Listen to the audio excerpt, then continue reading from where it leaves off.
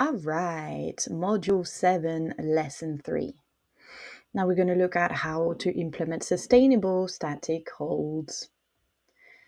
So now we've learned everything about static holds, how it affects the nervous system, and also the difference between active and passive stretching.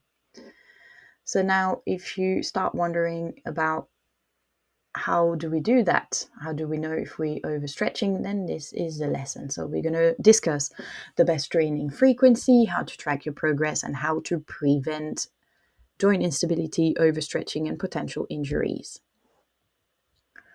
So let's have a look at the frequency, how often. Again, contrary to popular belief, all doing deep static stretches daily can actually backfire. So when you want to do flexibility maintenance 2 or 3 times per week, 20 to 30 seconds, again, also those can be implemented within your current weightlifting or strength training. Increasing the range, you want to start doing a little bit more often and a little bit longer as well.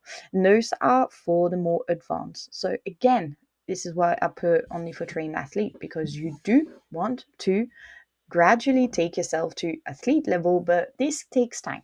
Okay, so please be kind to your own process and your own pacing.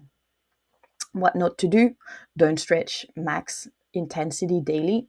Don't hold your static stretches for more than 2 minutes excessively, and don't stretch when you fatigue or cold. Try to cycle between your deep static stretching and your active flexibility days. Prioritize your post-workout stretching when muscles are warm, and track your mobility gains to avoid overstretching. More isn't always better, especially in flexibility. Training smart is the key, right? So how to track your progress without risking injuries. You want to test your current max hold time, yes, without shaking, because once you start shaking, it's your nervous system that is struggling. You enter a different kind of flexibility. Yes, shaking is not necessarily a bad thing, but that should be happening more when you do the strength part, or the flexibility part of your training, the strength part of your flexibility training. I will get there. But shaking when you're trying to do active or passive stretching, you should not be shaking. You should be able to control your nervous system. So generally that means that you should stop. That's your max. Increasing the stretch duration gradually by only 5 and 10 seconds. Don't increase the time and intensity at the same time. Increase time and then intensity, or vice versa. And use a strength to flexibility ratio for injury prevention. So for example, if your passive range is more than 30% greater than your active range, you need a bit more strength work, and maybe also always kind of maybe do your passive stretching at your 80% range. Yeah, so if you can't do a full split on the floor but unable to activate in a standing split, especially for like Russian split, you're relying too much on your passive range. Yeah, so if you can't do standing split also like with the foot on the floor and lifting that leg, you're using too much passive range. So you need to start reworking your active engagement.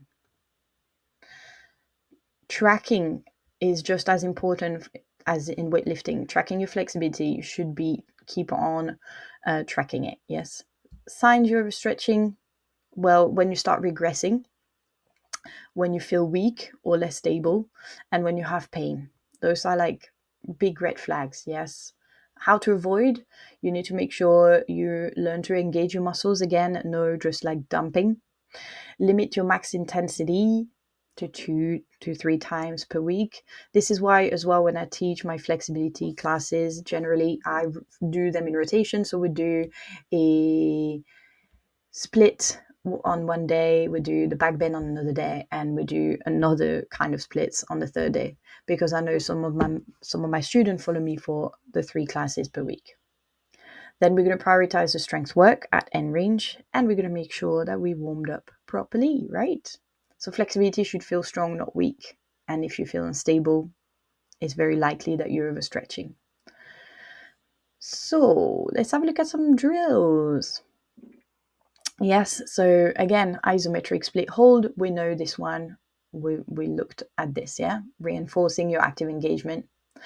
But remember as well what I said I see too many people not engaging enough. So the reason why I'm repeating again those drills is making sure that you get to understand them after you process the lesson as well. Yeah. So here your pancake holds, sitting in a straddle, holding the kettlebells in front of you and engaging the inner thighs. This one will be valid for your middle splits.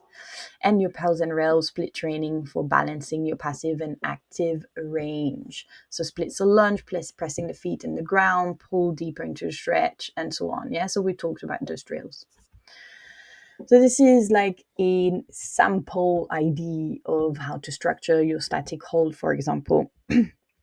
So on Monday, you could do strength and mobility with active flexibility. Tuesday, static hold.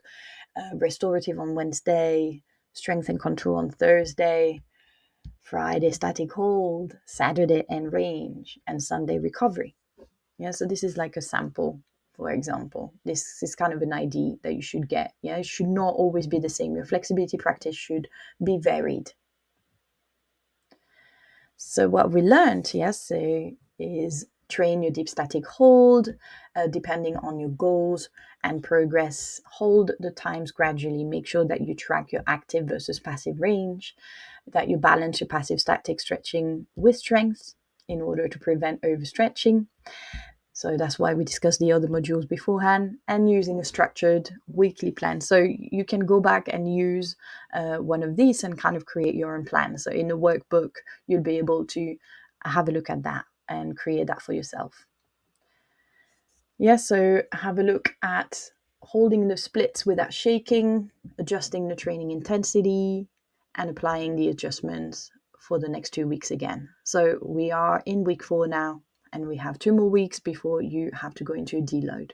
Now, the program is only 4 weeks, but you will still practice. You will keep all your teachings and keep implementing them.